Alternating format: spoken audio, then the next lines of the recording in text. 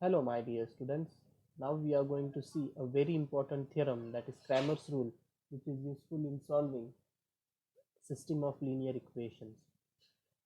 So, just remember one thing: whatever system of linear equations you have, their number of equations should be equal to number of unknowns, and the other requirement is determinant of the coefficient matrix should be equal to 0. See how they have written the coefficient matrix. They have written the coefficient matrix in this form. Yeah, in this form. I mean, how they have written in this form. Suppose you are having some system. This system always can be written in matrix form somewhat like this: 1 2 3 4 5 6 1 0 1. Isn't it? X y z is equal to a 0 matrix, 0 0 0. Okay, so this is your coefficient matrix A, right? So they have written this matrix as uh, the function of skew symmetric as a function of column vectors, and where this column vectors a1 a2 a3 are nothing but what? Your a1 is nothing but 1 4 1, a2 is nothing but what? 2 5 0, and a3 is nothing but what? 3 6 1, in this way. So actually this is nothing but what?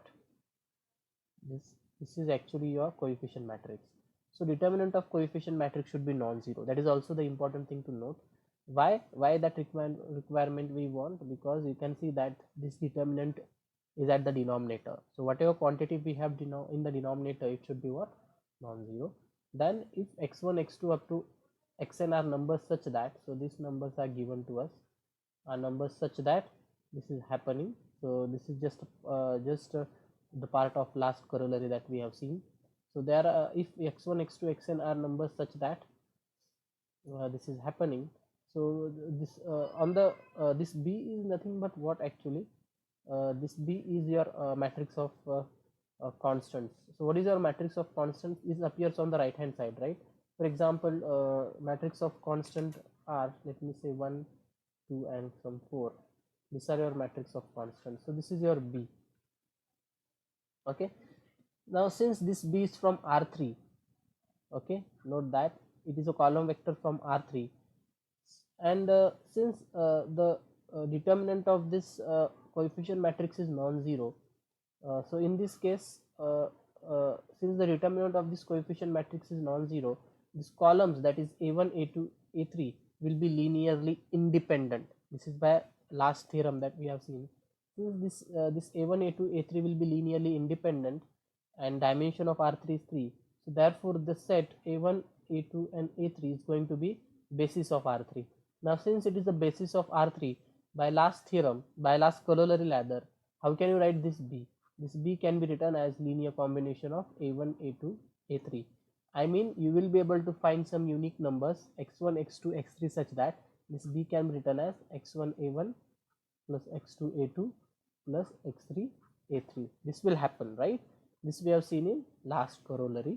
So that is what is given over here. This I am talking about.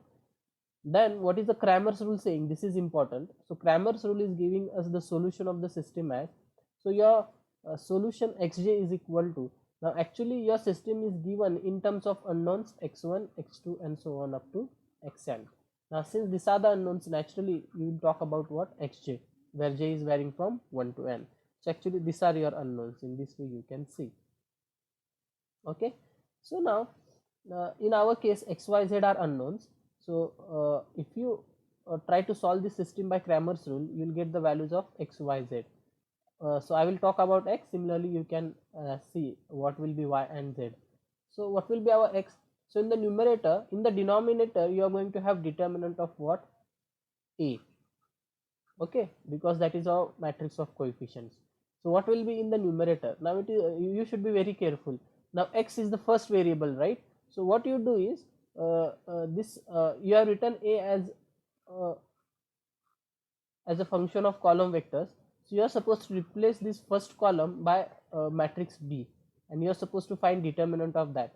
I mean, what will be that matrix then? That matrix will be 1 2 4 2 5 0 and 3 6 1. I hope you got it. Just let me write it properly. So while finding x, your numerator is going to be, you are going to replace first column by the matrix of constant, that is 1 to 4, and rest of the things will be as it is 3 6 1, and you are going to find determinant of this, and this is going to give you the value of x. What about value of y then? So for finding value of y, again denominator will be determinant of a, but in the numerator now you are going to replace second column by matrix of constants.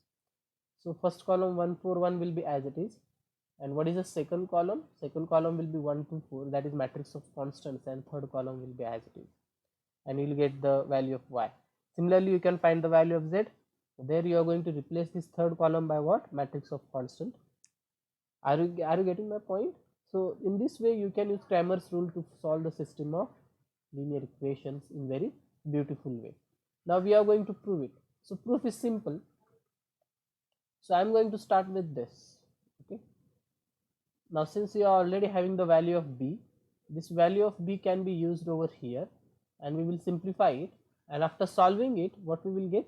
Xj multiplied by determinant of a1 a2 up to an, and we'll get this, and that will complete our proof. Okay, so chalo then let us go for it. Determinant of a1 a2 so on, aj minus 1 b aj plus 1 comma so on up to a raised to n, but we already have the value of b, so this will be equal to determinant of, just I will come little bit down more, so this will be equal to determinant of a1 a2 so on aj minus 1, and what is my b? My b is x1 a1 plus x2 a2 plus so on up to xn an. But the thing is, in between you are going to have what? You are going to have aj, right? Somewhere in between you are going to have xj aj. So what will be the term before xj aj? It is going to be xj minus 1 aj minus 1, and term after that will be what? Xj plus 1 aj plus 1. So that terms I will write here. So plus so on xj, right, plus xj minus 1, right, plus xj minus 1 aj minus 1 plus xj aj plus xj plus 1 aj plus 1 plus so on. This will be continued. I hope you are getting it. Just I will shift it to the left hand side. Plus this will be continued, plus it will be xn an comma aj plus 1, right, and this will be continued up to what? An. I hope you got it. Now this we have to simply simplify. So now since determinant is linear in each variable, now I'm going to use the fact that this determinant is linear in jth variable. Okay, so all the coordinates of the determinants is going to be as it is, and just I am going to distribute what? This jth coordinate. Okay, so what will be my first term? So my first term will be this will be equal to determinant of a1 a2, this will be continued, aj minus 1 comma, these are commas, note. Now the first term is x1 a1 comma, now first term I have taken, now directly I'll take this term, right? So aj plus 1, I think, yeah, aj plus 1 comma, this will be continued, an plus, now this plus has appeared here. Okay, now the next term, that is x2 a2, is going to appear in the jth position, so it will be plus determinant of a1 a2 so on aj minus 1. Now I am going to have x2 a2 comma a j plus 1, and this will be continued up to what? A raised to n plus determinant of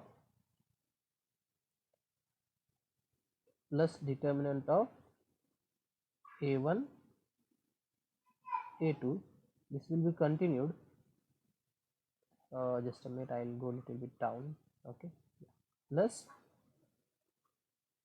determinant of a1 a2 so on aj minus 1 comma now what I'm going to have here is, let me see the last term. Now x1 a1 has been covered, x2 a2 has been covered, this plus sign, now these dots are there, can you see? So that dots I have missed, so just I will erase it, plus this will be continued, so on, plus now I will have determinant of a1 a2 so on aj minus 1 comma, these are all commas, and xj minus 1 a j minus 1, then the next term is a j plus 1 comma, so on, then I will have a raised to n plus my next term is, now my next term will be xj aj, right? And after that I'm going to have xj plus 1 aj plus 1, so therefore plus it will be determinant of a1 a2, this will be continued aj minus 1, it will be xj aj, it is xj aj comma a j plus 1, this will be continued a raised to n plus next term will be next term is going to be determinant of a1 a2, this will be continued a j minus 1, now xj plus 1 a j plus 1 comma a j plus 1, this will be continued a raised to n, now next term is going to be plus determinant of, now let me see what it is, have I missed something? Yeah, so this term has been covered of xj plus 1 aj plus 1, yeah, here it is, right, xj plus 1 aj plus 1, but now after that there is plus and dot dot dot so on, so that I have missed, so plus dot dot dot so on, plus now this xn a raised to n I am going to have the last term, so plus determinant of, this plus is already written, a1 a2 so on a j minus 1 over here xn an, then over here a j plus 1 comma, this will be continued up to a raised to n, now which is further equal to, now what I can do is, you know, in the linearity property the real number can be taken out, so from here I can take x1 out, from here I can take x2 out, then from here xj minus 1, then from here xj, then from here xj plus 1, and from here xn, right? So this can be taken out because they are real numbers, so just let me copy it first of all, yeah, so that is what I have, and so this x1 can be taken out, so here I will have x1 now, so this x2 can be taken out, so over here I will have plus x2, so just small handwriting plus x2, I hope it is understood, then over here plus xj minus 1, so plus this xj minus 1 can be taken out, this xj can be taken out, so I'll say plus xj, again this xj plus 1 can be also, oh my god, so this xj plus 1 can be also taken out,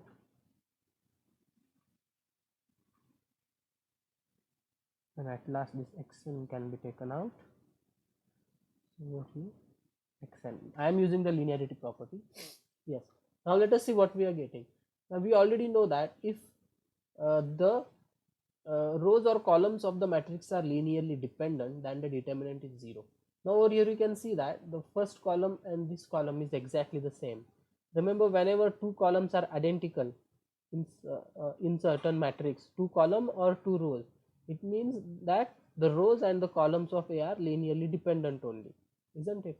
So, or you can say if two rows, or if you see some identical rows and some identical columns, or some identical columns in a matrix, then you can easily say that the determinant is going to be 0 only. Now since this determinant is involved in two identical columns, so therefore this determinant will be 0. Similarly, what about this? Here also you can see two identical columns a2 and a2, so this determinant will be also 0.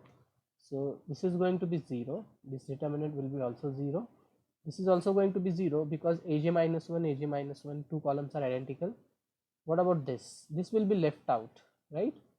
So this will not be 0. Note this is non-zero, this column, this term actually, and then this term is also going to be 0 because two columns, this aj plus 1 and aj plus 1 is identical. This is also going to be 0 because these two columns an and an are identical. So only one term is left out over here, that is nothing but what? So this is equal to xj, determinant of over here a1, a2, so on, aj minus 1, aj, aj plus 1, and so on up to an. Now you can see that this determinant is actually nothing but what? Now not a single term is missing over here. पहिला column आहे, दुसरा column आहे, j minus 1 column आहे, jth आहे, j plus 1 column आहे, up to an. So सगळे columns इथे आहेत. So therefore it is actually nothing but what? It is same as writing as xj, determinant of a1, a2 and so on up to an. Okay. So therefore what is my xj? Therefore my xj is, remember what was your left hand side? It was determinant of sorry, not like this, it should be a1, a2 and so on an, right? So it is a1, a2, so on, aj minus 1, b, then aj plus 1, so on, a raised to n upon this term, right? This term, determinant of a1, a2 and so on up to an, and that is what we wanted to prove. Just note one thing, this B is a matrix of constant, and where it is present at the jth column position, and we are finding the jth variable. So therefore I have told you, whenever you are solving a system and suppose you are finding first variable, then the first column should be replaced by B.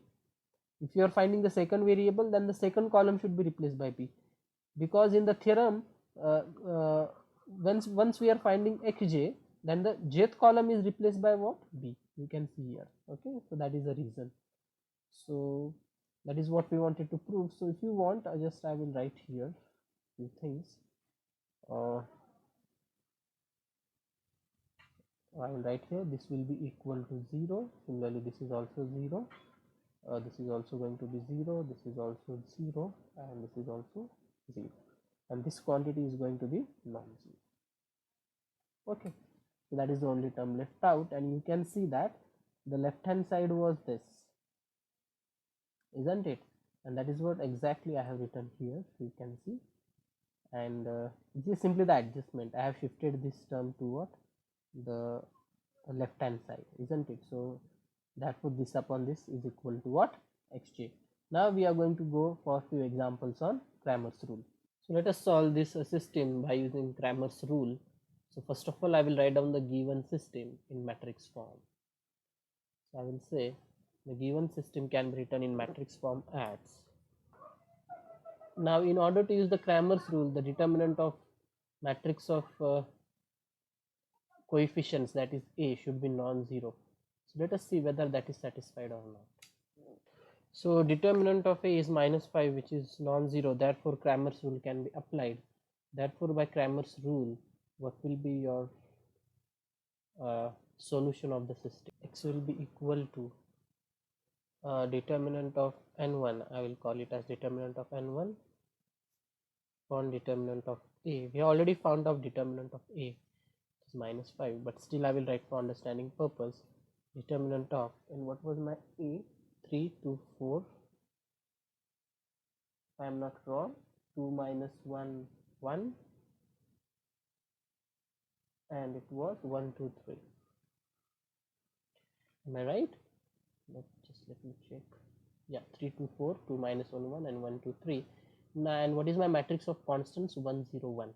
Now since this x is the first variable, you are going to replace the first column of the matrix A in the denominator by what? 1, 0, 1. So you'll have 1, 0, 1, then 2, 4. Rest of the things will be as it is, -1, 1, 2, 3.